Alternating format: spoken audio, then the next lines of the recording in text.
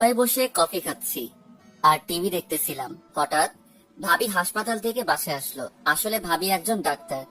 আমি ভাবির দিকে তাকিয়ে আবার চোখ নামিয়ে ফেললাম, কারণ ভাবির পেটের উপর কাপড় ছিল না। আমি প্রায় সময় দেখি ভাবি আমার সামনে দিয়ে এভাবে হাঁটে।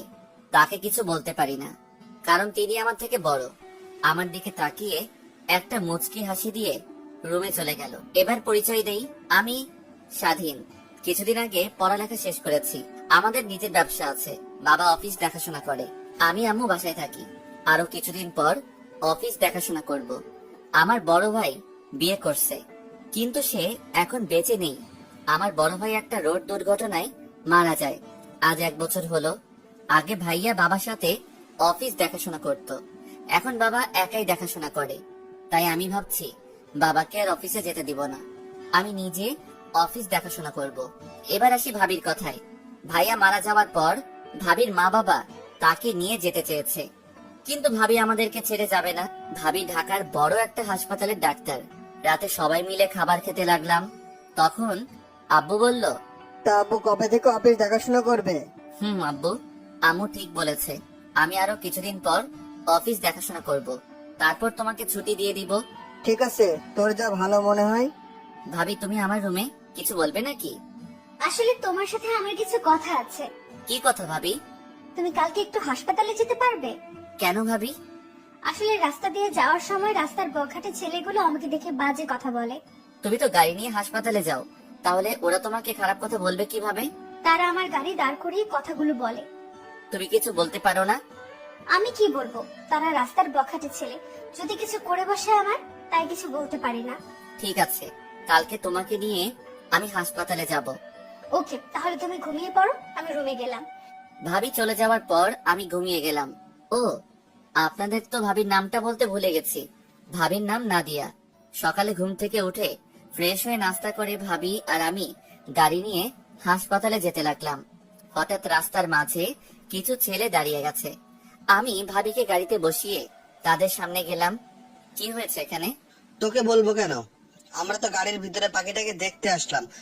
ও, তার মানে তোরা প্রতিদিন ওনাকে ডিস্টার্ব করিস? করলে তোর কোনো সমস্যা? তাহলে আজকে দেখি তোরা আমার সামনে ওনাকে টাচ করে দেখা। টাচ করলে তুই কি করবি? আগে করে দেখ, তারপর আমি কি করি তোরা সবাই দেখবি। ওই জীবন গাড়ির ভিতর থেকে পাখিটাকে বের করে নিয়ে আইতো, দেখি ও আমাদের কি করতে পারে। আর যদি কখনো শুনি তোরা ওনাকে রাস্তার মাঝখানে দাঁড় করিয়ে খারাপ কথা বলছিস, তখন তোদের উপরে পাঠিয়ে দেব। কথাটা মনে রাখিস। পরে সবগুলো আমার পা ধরে ক্ষমা চেয়ে চলে গেছে। তারা আর জীবনে এমন কাজ করবে না। তারপর আমি গাড়িতে গিয়ে বসলাম। হঠাৎ ভাবি বলল, কি ব্যাপার স্বাধীন, তোমার হাত থেকে তো রক্ত পড়ছে। হয়তো তারা ছুরি দিয়ে কেটে দিছে। তোমাকে কে বলেছে তাদের সাথে মারামারি করতে? তোমাকে ছাড়া আমি কি নিয়ে বাঁচবো? আমাকে ছাড়া কি নিয়ে বাঁচবেন মানে? মানে তোমাকে ছাড়া আপু আম্মু কি নিয়ে বাঁচবে, তাই বলছি। আমি মনে হয় অন্যটা শুনেছি। তুমি এমনি বেশি শুনো। কথা না বলে বসে থাকো, হাসপাতালে যাওয়ার পর হাতে ব্যান্ডেজ করে দেব। কিছুক্ষণ পর হাসপাতালে চলে আসলাম। এখন আর ভাবি বলবো না, নাম ধরে বলবো। নাদিয়া আর আমি হাসপাতালে ঢুকে নাদিয়ার কেবিনে চলে গেলাম। তারপর ভাবি আমার হাতে ব্যান্ডেজ করে দিল। ভাবির সাথে কিছুক্ষণ কথা বলে বাসায় চলে আসলাম। দেখতে দেখতে আরো 5 দিন চলে গেছে। আজকে থেকে অফিসে যাব, আর এখন থেকে নাদিয়াকে অফিসে যাওয়ার সময় হাসপাতালে দিয়ে অফিসে যেতে হবে। এটা আব্বু আম্মুর আদেশ। সকালে ঘুম থেকে উঠে ফ্রেশ হয়ে রেডি হয়ে নিচে গেলাম। সবাই আমার দিকে হা হা করে তাকিয়ে আছে। আমি তো কিছুই বুঝতে পারছি না। আমি কি কোনো এলিয়েন নাকি? আমাকে দেখার কি আছে? কি ব্যাপার, তোমরা সবাই আমার দিকে এভাবে তাকিয়ে আছো কেন? তোকে তো আজকে চেনা যাচ্ছে না, তোকে আজকে রাজপুত্রের মতো লাগছে। দেখতে হবে না ছেলেটা কার? ও কি তোমার একা ছেলে? ও আমাদের ছেলে। বস বাবা, নাস্তা কর। ভাবি কোথায়?